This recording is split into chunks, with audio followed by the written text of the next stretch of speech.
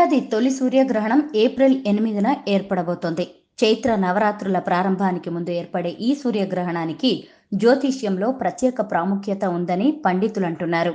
ఇది ఈ సంవత్సరంలో ఏర్పడే మొదటి గ్రహణం మాత్రమే కాదు, సంపూర్ణ సూర్యగ్రహణం కూడా.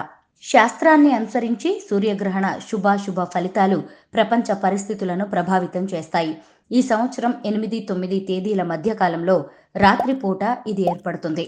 దీని వ్యవధి 8వ తేదీ రాత్రి 9 గంటల 12 నిమిషాల నుంచి తెల్లవారుజామున 1 గంట 25 నిమిషాల వరకు ఉంటుంది. సూర్యగ్రహణ సూతక కాలం గ్రహణానికి 12 గంటల ముందు నుంచి ప్రారంభమవుతుంది. ఈ సూర్యగ్రహణం భారతదేశంలో కనిపించదు. అందువల్ల సూతక కాలం కూడా ఇక్కడ వర్తించదు.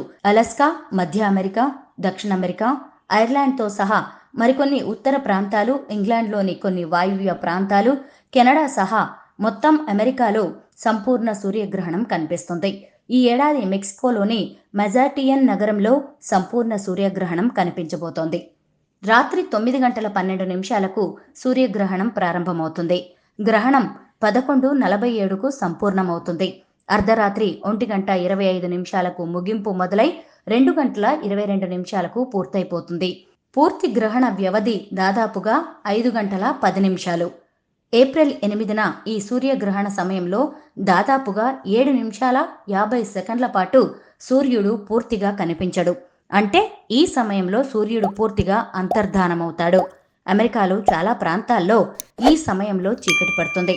అయితే ఈ గ్రహణ వేళల్లో భారతదేశంలో రాత్రి కాలం కనుక ఇక్కడ సూర్యగ్రహణం కనిపించదు.